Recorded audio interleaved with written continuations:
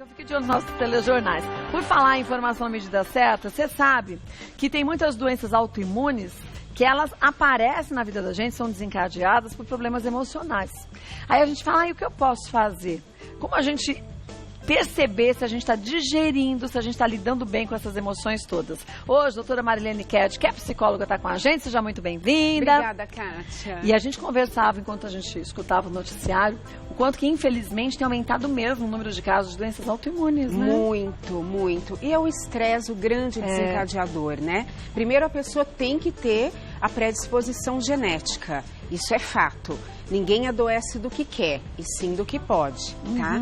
Então, a questão genética é fundamental. E o autoativador é o estresse crônico. Agora, a gente vai falar de doença autoimune, mas os problemas emocionais mal resolvidos podem afetar uma gama gigante de outros problemas de saúde. Exatamente. Por quê? Porque o corpo reage a todo tipo de emoção. Tanto as emoções positivas, liberando ótimos hormônios no organismo, quanto as emoções negativas, onde libera hormônios negativos. E quem vai mostrar isso é a sua saúde, os sintomas que você tem. Olha, vamos aos nossos mitos e verdades, porque assim a gente já começa desmistificando muita coisa. Ó. Todas as doenças autoimunes podem ser autoativadas pelo estresse e desequilíbrio emocional. Mito ou verdade? Verdade. Verdade, né? O estresse é o grande desencadeador das doenças autoimunes. Por quê?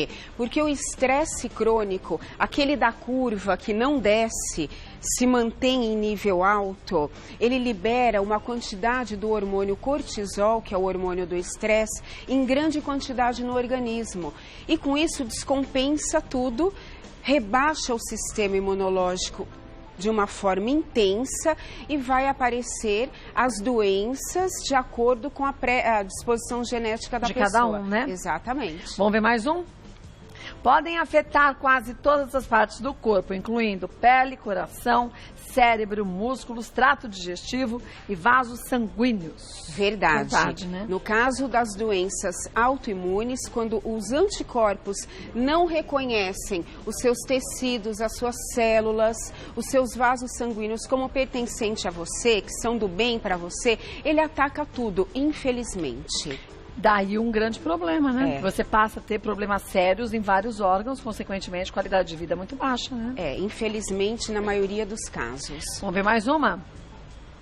Não existe um perfil psicológico de pessoas que desenvolvem doenças autoimunes. Mito. Existe, né? Existe, sim. Geralmente, essas pessoas que desenvolvem doenças autoimunes são pessoas com perfil psicológico frágil. São mais fragilizadas, se cobram muito, tá? Tem uma autoconfiança um limiar um pouco baixo, então se cobram demais. Então tem sim, o perfil psicológico são pessoas mais fragilizadas que se cobram demais e também, Kátia, que tudo aborrece, tudo aborrece essas pessoas. Elas guardam, retêm muitos sentimentos negativos. E aí, literalmente, aquilo vai correndo por dentro, Exatamente. Né? Vamos ver mais um?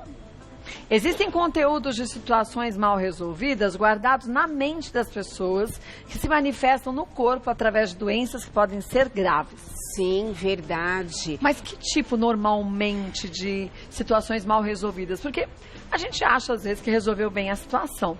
Mas lá no fundinho, talvez a gente não tenha resolvido tão bem, né? Exatamente, o corpo vai mostrar isso. Por mais que você tente esconder, armazenar, guardar um sentimento guardado, mal resolvido, ele vai se manifestar na forma de sintomas, tá? Então, psicopatologias, patologias diversas, somatizações, pessoas que têm infecções repetitivas, inflamações repetitivas, gripes, crises de sinusite, problemas alérgicos, tudo isso indica questões a serem resolvidas. Quer dizer que você está se queimando, vamos dizer assim, por dentro, né? Exatamente. Que aquilo está se transformando num processo de uma inflamação que você nem muitas vezes imagina que começou ali, né? Exatamente. Por isso que se fala tanto hoje, Kátia, em doenças psicossomáticas.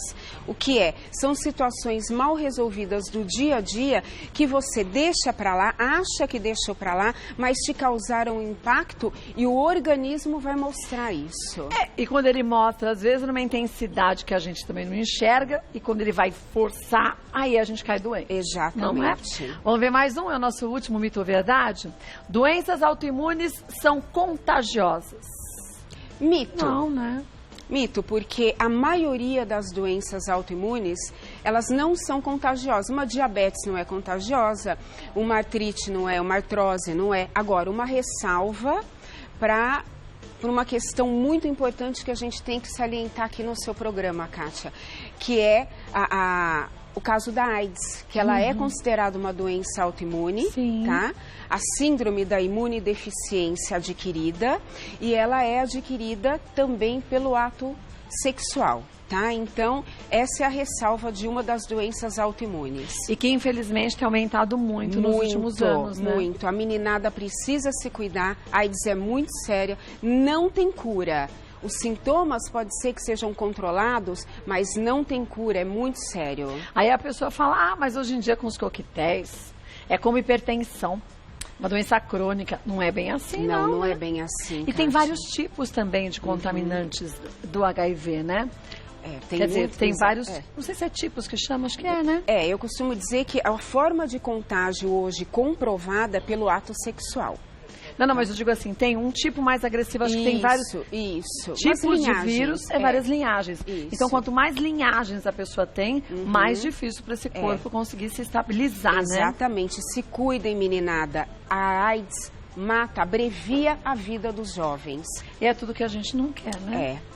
Abreviar a vida, a gente quer ter qualidade de vida, viver mais e melhor. Volta e a gente vai prosperando com a doutora Marilene. Vamos dar uma olhadinha aqui, gente, nas dúvidas que surgiram. A Thalita pergunta o seguinte: pessoas que têm doenças autoimunes precisam fazer acompanhamento psicológico? Sim, Thalita, é muito importante. Evidências científicas já mostraram que ao modificar a sua forma de encarar as situações difíceis, os problemas da vida, de aceitar a sua doença, mudam toda a bioquímica do cérebro para melhor, equilibra os neurotransmissores, os hormônios. Então é muito importante porque na terapia você vai poder resolver conflitos com essa doença que você não resolve com ninguém. E vai te trazer uma certa qualidade de vida. Na verdade, a gente devia fazer acompanhamento psicológico sempre, né? Sempre. Desde a infância, né? Nossa, Kátia. Olha, eu tenho algumas pacientes que dizem pra mim, eu lavo a alma. É lavar a alma, tá? Resolve-se muita coisa numa psicoterapia de vidas.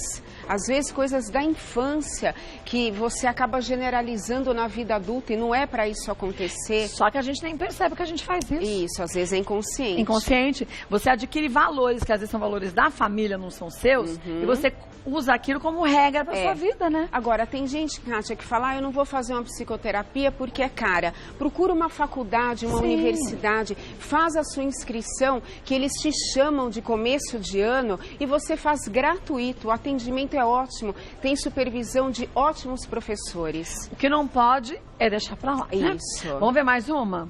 Valentina, suplemento de vitamina C pode reforçar o sistema imunológico e reduzir a chance de desenvolver alguma doença autoimune?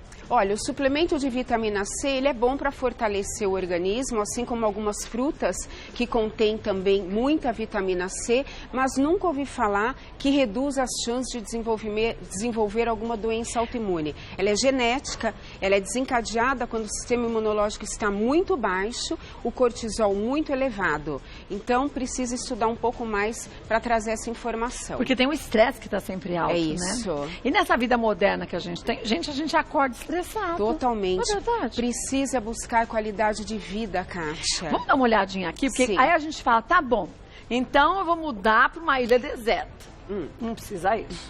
Mas cada um pode escolher algumas formas de como relaxar, né? O contraponto, Kátia, o que acontece? É muito cortisol no organismo e quase nada de dopamina, endorfina. Então, um contraponto, um equilíbrio desses hormônios. Como nós encontramos isso? Através de alguma coisa que te cause um relaxamento. Isso é muito particular, é individual. O que causa um relaxamento para mim, um prazer, um bem-estar, pode não ser para você. Pode ser irritante para mim, exatamente. Né? Então, encontre o seu. Pode ser através de uma boa leitura, tomar um chazinho sem cafeína, quando tiver com a adrenalina muito alta.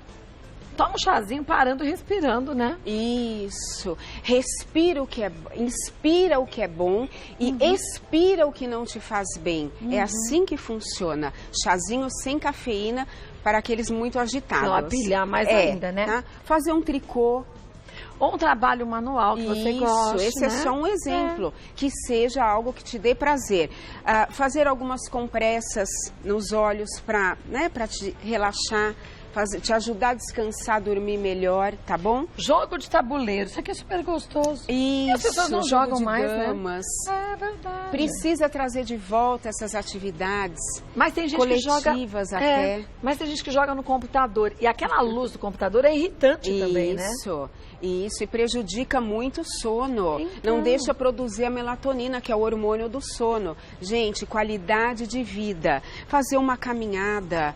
Não gosto, mas libera tanta endorfina, tanta dopamina. Faça isso por você, pela sua saúde. Ou alguma atividade física que você gosta. Exatamente. Tudo tem que ser, não é indicação. Faça aquilo que você sente que está te produzindo bem-estar, harmonia, equilíbrio, te mantendo tranquilo, sem estresse. Tem gente que sai da cama já estressado. Kátia. E não consegue nem andar na rua olhando para um lado. Um humor totalmente descompensado. Que isso? Busque qualidade de vida. Viva em paz com você mesma. Isso só depende da gente, né? Isso. Vamos ver mais uma pergunta que surgiu? Da Amanda. Minha filha tem 17 anos, está na fase pré-vestibular e no mês passado teve um surto de psoríase. Ela se cobra bastante e vive preocupada. O estresse pode provocar o surto? É possível que ao longo da vida ela tenha outras crises parecidas ou até outras doenças autoimunes? Sim, Amanda, a sua filha teve uma crise de psoríase exatamente pelo nível de estresse muito alto que abaixou todo o sistema imunológico dela e aí ocasionou a psoríase. Isso foi pelo estresse mesmo. E pode sim, ao longo da vida, ela pode, se ela não mudar o estilo de vida, se ela não fizer uma psicoterapia, se ela não entender da doença dela, ela pode vir a ter outra crise, tá? E pode ainda desenvolver outras doenças autoimunes. Então tem que se cuidar, né? Tem, muito. E só 17 anos. Então. Mas aí a gente pensa assim, outro dia eu estava vendo uma pesquisa, 17 anos não tem problema para pensar assim, tem isso por quê? Tem uma pesquisa que foi feita em vários países que disseram que, a pesquisa constatou que esses jovens de hoje têm um nível de estresse parecido com quem tem hoje 50 anos. Isso. Que já tem um estresse diferente e cumulativo. Então, imagina essas pessoas daqui 30, 40 anos, né? Não, aí acabou, né? Subindo porque, no teto, exatamente. Né? Ninguém consegue nem conviver. Elas não se aguentam e ninguém aguenta conviver com elas. Porque o transtorno do humor fica acentuado. E aí, haja paciência, né? Porque perde emprego, perde relacionamento afetivo, perde amizade, perde tudo. Prejudica todos os relacionamentos, Kátia. Então, a Amanda indica para sua filha fazer uma psicoterapia. E, gente, a gente tem que parar com essa ideia. Eu sempre que a gente fala de algum assunto de psicologia, eu falo isso porque é mais pura realidade. Parar de pensar que quem vai no psicólogo, no psiquiatra é louco. Louco é quem não vai. Porque a cabeça da gente faz parte do mesmo corpo. Você não vai na ginecologista? Você não vai no cardiologista? Então, vai no psicólogo também. Está tudo interligado. Não tem como a gente deixar a cabeça num lado, o estômago no outro. Tudo interligado. Vamos ver mais uma. Camila, o estresse pode agravar ou desencadear diabetes? Com certeza, Camila. Por quê? Devido ao cortisol, mais uma vez. Os picos de tensão vai elevar o nível do cortisol e os derivados do corticoide é que vai fazer com que suba os níveis de triglicérides, colesterol, glicose, e aí até que isso seja regulado, pode chegar até num ponto de causar um problema metabólico sério, completamente descompensado no organismo. E é tudo que a gente, mais uma vez, não quer, né? Quanto mais estressado, mais pesado, o corpo pesa. E quando pesa, é um sinal que está pesando em outros sentidos também, exatamente, Kátia. Olha, vou passar para vocês os contatos da doutora Marilena Ked, que é psicóloga, só lembrar o que ela disse há pouco. Ah, mas eu não tenho dinheiro para pagar um psicólogo, passar por um psicólogo. Vá na faculdade de psicologia, já faz a inscrição, essa é uma boa época do ano, que você já se inscreve agora, para no começo do ano eles já chamarem. Quem vai te atender lá? São os alunos? São mais supervisionados pelos professores da faculdade de psicologia, professores extremamente conceituados, então você vai ter um ótimo atendimento lá. Isso, né? Kátia. Olha, o site da doutora Marilene Ked é o www.marileneked, o Ked, gente, é KEHDI.com.br, no Instagram, @MarilenaKed, e aí você tem as informações sobre o trabalho dela. Mas vamos se cuidar, e principalmente as crianças também. Sim. Criança pequenininha tendo problemas de adulto, isso não faz sentido, Porque né? vive Estresse. num núcleo familiar estressado. É verdade. A criança reproduz o que ela vive. E aí não é só a criança que tá tensa, é a família toda que tá tensa Isso. também, né? Um beijo. Obrigada, Obrigada, parabéns, Kátia. viu? Adoro quando você vem.